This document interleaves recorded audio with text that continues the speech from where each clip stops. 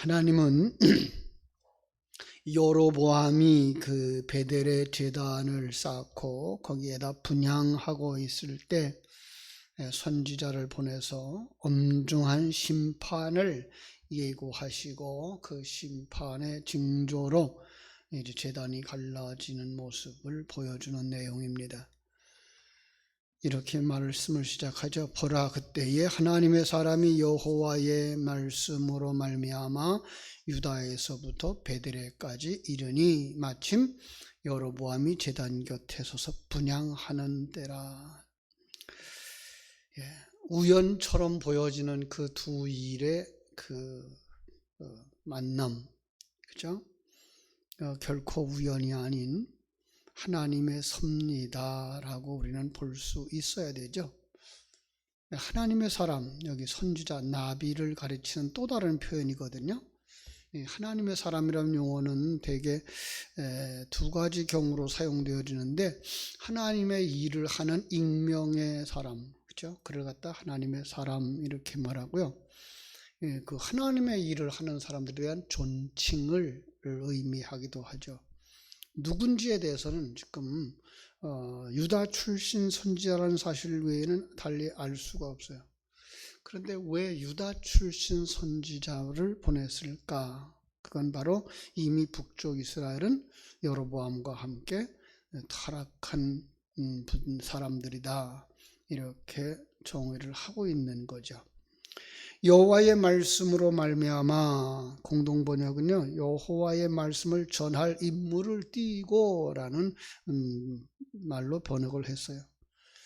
유다에서부터 베델레까지 이르니까 굉장히 먼 거리였죠. 그런데 그게 바로 자기들이 정한 8월 15일 베델에서 제사를 드리는 그런 상황이에요. 이걸 본 하나님의 사람이 2절에서 말합니다. 하나님의 사람이 제단을 향하여 여호와의 말씀으로 외쳐 이르되, 제단아, 제단아, 여호와께서 이와 같이 말씀하시기를 다윗이 집에 요시아라 이름하는 아들을 낳으리니 그가 네 위에서 분향하는 산당 제사장을 네 위에서 제물로 바칠 것이요 또 사람의 뼈를 네 위에서 살으리라 하셨느니라. 하나님의 사람이, 선지자가, 그죠? 여로보암이 세운 제단을 향하여 외친 말, 중요한 내용들이 예언으로 주어지고 있어요. 요시아라 하는 인물이 나타나서 개혁을 할 거다. 산당의 제사장들을 죽여서 그 뼈를 단 위에서 태울 거다. 이 예언은 300년 후에 성취되어지죠. 열왕기하 23장을 나중에 가서 우리가 볼 때 이야기를 할게요. 그리고는 제단의 그 심판의 징조가 나타나는데 3절에 보니까 제단이 갈라지며 그 위에 있는 재가 쏟아졌다. 여로보암 왕이 4절, 하나님의 사람이 베델에 있는 제단을 향하여 외치고 말할 때 제단에서 손을 펴며 그를 잡으라 했는데 그를 향하여 편 손이 말라서 다시 거두지 못하게 됩니다. 북쪽 이스라엘의 초대왕 여로보암은요, 베델과 다안에다가 제단을 쌓고, 그죠? 예루살렘으로 사람들을 내려가지 못하게 하고 거기서 제사를 하도록 하면서 금송아지를, 우상을 만들어 세웠다. 그게 얼마나 큰 죄인가를 이 모습으로 보여주고 있는 거예요. 금송아지 우상 제단에 제사하는 것은 아마도 정치적인 이유였죠. 그죠? 신앙적인 이유가 아니라 정치적인 이유라고 이렇게 표면적으로 보여지죠. 그러나 그것은 참 신앙을 떠난 자의 모습, 우상 숭배하는 모습인 거예요. 지금 여로보암이 자신의 정책의 성공을 도모하기 위해서 종교 행사를 하는 중에 이 하나님의 심판 예언이 임하자 아주 충격을 크게 받은 거죠. 정치적으로 회방을 한다고 생각해서 손을 내밀어서 저놈 잡아라 하고 손을 내밀었는데 하나님의 초자연적인 역사로 그 내밀었던 손이 말라버린 거예요. 마비가 된 거죠. 하나님 무엇을 보여주는 거예요? 모든 권능의 근원은 하나님께 있다라고 하는 걸 보여주는 거예요. 우리가 이걸 인정할 수 있어야 돼요. 모든 권능의 근원이 하나님에게 있다. 또 하나는 하나님께서는 하나님의 일을 수행하는 자를 지키시고 보호하신다. 그렇습니다. 하나님은 하나님께서 세우셔서 하나님의 뜻에 순종하는 자를 항상 지키시고 보호하시는 줄로 믿습니다.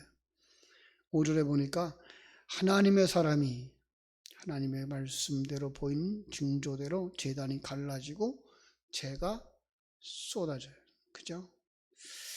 재가 제단에서 쏟아졌다고 하는 것은요, 하나님께서 여로보암의 그 희생 제사를 연락하지 않았다라고 하는 의미도 들어가 있고요. 그 제사, 그 제단이 부정한 불법적인 것이다라고 하는 심판의 의미도 들어가 있는 거죠. 이 상황 속에서 왕이 이상한 행동을 합니다. 6절에 보니까 나를 위해서 네 하나님 여호와께 은혜를 구해서 내 손이 다시 성하게 기도해 달라라는 거죠. 그래서 하나님의 사람이 은혜를 구하니까 왕의 손이 다시 전과 같이 성해집니다.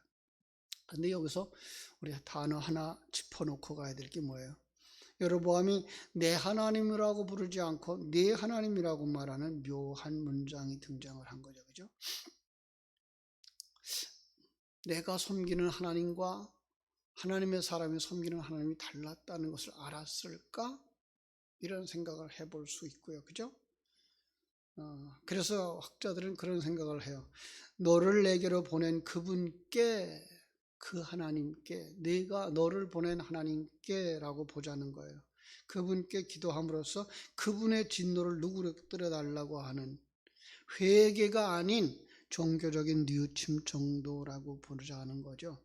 왜냐하면 그 후에도 그는 변하지 않았기 때문에 그래요. 사람은요, 그렇게 쉽게 변하지 않아요. 하나님의 은혜가 임하지 않으면 변하지 않아요. 그렇죠?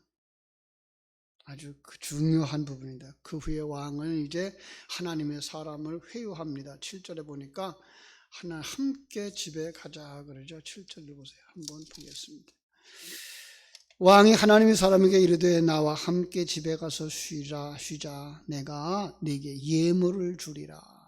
손자를 회유하려고 하는 의도죠. 그죠?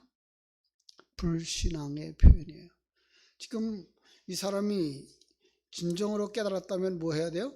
하나님 앞에 회개해야 되고 하나님 앞에 엎드려야 되는데 하나님 앞에 엎드리는 게 아니라 지금 하나님의 사람이 이렇게 말하면 이렇게 되니까 그럼 하나님의 사람을 회유하면 되겠다라는 생각을 가지고 있는 거죠. 그렇죠? 그런데 하나님의 사람은 8절 왕께 대답하되 왕이여 왕의 집 절반을 내게 준다 할지라도 나는 왕과 함께 들어가지도 아니하고 이곳에서는 떡도 먹지 아니하고 물도 마시지 아니하리니 이는 곧 여호와의 말씀이 내게 명령하였기 때문이라. 그렇죠? 예. 그러니까 하나님의 사람은 우상 숭배자들과 교제하지 않겠다는 거예요. 그 왕의 지금 의도를 알고 있기 때문이죠. 왕이 뭐 하려고 그래요? 회유하려고 그러니까. 그래서 하나님은 일찍이 그에게 그렇게 말씀하셨던 거예요. 이는 곧 여호와의 말씀이 내게 명령하여 이르기를 떡도 먹지 말고 물도 마시지 말고 왔던 길로 되돌아가지도 말라고 하셨습니다. 예. 하나님의 명령, 하나님은 이미 그것도 다 아시고 그때에 어떻게 대처해야 할 것까지도 가르쳐 주셨던 거죠. 그죠? 자, 안타까운 것은요. 그런데 이 18절, 19절을 다시 보시겠습니다만은 그때에 또 이 베델의 선지자에게 베델에서 온 선지자의 거짓말에 속아서 왔던 길로 되돌아가고요. 식사의 초대를 응하고 말아요. 안타깝죠. 하나님이 주신 명령, 하나님이 주신 뜻을 굽히고 돌아가는 것은 아니다라는 생각을 여기서 분명하게 우리에게 말씀해 주시는 것을 볼 수가 있습니다. 그러나 1차적으로 그는 어떻게 돼요? 단호하게 나갑니다. 10절 예, 다른 길로 가고 자기가 베델로에 오던 길로 되돌아가지도 아니했다. 처음 생각이 중요하죠. 그리고 그것을 이제 유지해 나가는 것도 더 중요합니다. 자, 우리 오늘 여기서 이제 하나님이 우리에게 주시는 교훈만 생각하고 오늘 말씀을 마치려고 합니다. 하나님이 우리에게 주시는 교훈이 뭡니까? 하나님이 택한 자들을 사랑하신다라는 거예요. 예. 사랑한다는 말을 우리는요, 잘해준다, 도와준다라고 보죠. 그죠? 그래서, 전쟁이 임하는 것도 이렇게 압제가 당하게 되는 것들을 전부 다 하나님이 징계하시는 것으로만 보는데요. 그런 것들 자체가 깨닫고 돌아오도록 하시는 하나님의 사랑의 손길이다라는 거 우리는 먼저 배웠으면 좋겠습니다. 그래서 하나님이 그들에게 지금 하나님의 사람을 보낸 것도 뭐예요? 그들을 사랑하기 때문이라는 거예요. 이건 아니다라고 말하고 있고요. 그렇게 하면 망한다라고 보여주고 있고요. 그 경고를 하고 있는 그건 뭐예요? 전부 다? 그건 다 하나님의 사랑이라는 거예요. 그럼 그때 뭐 했어야 돼요? 돌이켜야 되는 거죠. 돌이키지 아니하면 어떻게 될까요? 망하도록 내버려 두시는 것을 우리가 보게 됩니다. 하나님의 사람은 하나님의 명령을 순종하려고 왕의 제안을 단호하게 거절합니다. 왕의 집 절반을 준다고 해도 함께하지 않겠다. 심지어 물과 떡도 먹지 아니하겠다. 이렇게 결단을 합니다. 참 우리는 한 번쯤 깊이 묵상해야 할 것입니다. 하나님이 왜 나를 부르셨을까? 그리고 이 상황 속에서 나는 하나님이 주신 사명을 잘 감당하고 있는가? 내게 임한 하나님의 경고는 없는가? 경고가 있다면 그때 우리는 어떻게 해야 될 것인가? 처음에 결단한 그 결심은 중단에 포기되거나 회유되고 있지는 않는가? 우리 한번 좀 깊이 묵상하시면서 믿음을 지킨다는 것이 얼마나 소중한 것이고 하나님의 교회를 지킨다는 것이 얼마나 소중한 일인가를 깊이 묵상하면서 하나님 앞에 은혜를 구하는 이 새벽에 큰 은혜를 받고 돌아가시는 여러분 되시기를 주님의 이름으로 축원합니다. 기도하겠습니다. 하나님 우리 아버지, 하나님의 크신 은혜와 사랑을 감사하고 감사합니다. 솔로몬의 범죄, 솔로몬의 타락, 그로 말미암아 이스라엘이 분열되고 말았습니다. 분열되어진 그 북쪽 이스라엘의 첫왕 여로보암은 옛사람처럼 다시금 우상 숭배의 자리로 돌아가며 하나님의 경고에도 불구하고 돌이키지 아니하는 모습을 보게 됩니다. 아버지여, 그들의 결과가 어떻게 되는지 우리는 압니다. 우리의 삶 속에 하나님의 경고가 임하여 오고 있지는 않은지 다시 한번 생각할 수 있게 해주시고 돌이켜서 회개하고 하나님께로 돌아갈지언정 옛길로 돌아가는 어리석은 자들이 되지 않도록 우리 하나님 도우시고 역사해 주옵소서. 이제 아버지 하나님이여, 추석 명절을 앞에 두고 있습니다. 오고 가는 아버지 길 하나님 지켜보아여 주시고 어디에 있든지 먼저 하나님을 기억하며 부모님을 경배하고 부모님을 존경하고 부모에게 순종할지언정 부모를 통해서 복을 받는다고 하는 생각 가운데 우상 숭배하고 절하는 자들이 되지 않도록 우리 하나님께서 도우시고 역사해 주시옵소서. 주의 크고 놀라우신 은혜가 이 새벽에 깨워 기도하는 모든 성도들에게 충만하기를 간절히 소원하며 거룩하신 예수님 이름으로 기도하옵나이다. 아멘.